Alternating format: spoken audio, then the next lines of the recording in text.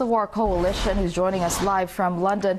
Ms. German, the scenes, of course, of horror that unfolded on 9/11, it sparked a response that would see the invasion of Afghanistan and later Iraq. And it was a decision that would come to attract much condemnation. But then again, at the time, isn't it possible that they had enough reason, enough intelligence, and perhaps did not have any other option but to do what they did? Well, I don't think so. Many of us at the time, right back 10 years ago, did say that we thought that the response from George Bush would make things much, much worse. It wouldn't make the world safer. It wouldn't reduce terrorism. It would increase terrorism. And there was also another alternative, that you could treat bin Laden and his allies as criminals. You could capture them and bring them to trial. You did not need to wage war against one of the poorest countries in the world. And we had an alternative then. The people who now justify these wars are using the terrible scenes from 9/11 to try to get sympathy for more wars. But we are in a much, much more dangerous state now than we were 10 years ago, and no one should be in any doubt about that. But then again, there's been no terrorist attack in the U.S. since 9/11, and of course Osama bin Laden has been killed. So perhaps the U.S. methods in fighting terror are working. Well, they may be for the US, but these terror methods have spread to many, many parts of the world. We've had a very serious attack here in Britain back in 2005. Again, the people who committed that attack, the suicide bombers, made it absolutely clear that their motivation was opposition to the wars in Iraq and Afghanistan. And of course, Al-Qaeda has spread to Libya, to Somalia, to many, many countries around the world. So the idea that just because there hasn't been another 9/11 in New York or anywhere else in the United States, that this means greater global security, is simply false. Okay, some say that the U.S. has created many enemies during its war on terror, not just those that existed even before the attack, but who or what are these enemies? Well, the problem is there was a problem with Al-Qaeda. Al-Qaeda was aimed at bringing the Americans into a war with it, had a jihadist perspective.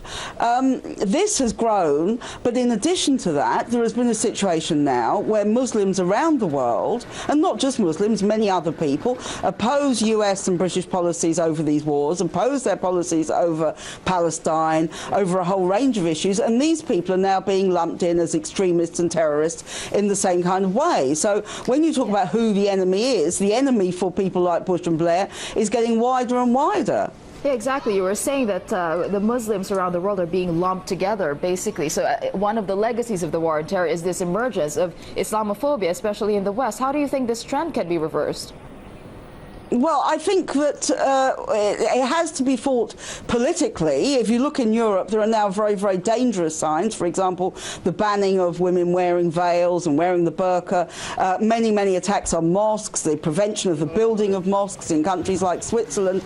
All of these things have happened. But at root, we need to deal with the political reasons for Islamophobia. And the major reason why Islamophobia has grown so much has been because the West is waging war in Afghanistan, Iraq, and now most recently in Libya, and it needs to criminalise and demonise the people who it's waging war against. And therefore, as Tony Blair said today, if you look at why these people do it, they do it because their religion tells them to do it. Now, this is absolute nonsense, but this is the kind of demonisation which is going on. Okay, I just want to question on Afghanistan. I mean, the Taliban there is still strong. There are those who always say that the future of a country should be left to its people, but is the country really ready to police and protect itself? Well, it's clear that the whole process of Afghanisation, which is the idea of having the Afghan police, the Afghan army taking over from the occupying forces, is a failure.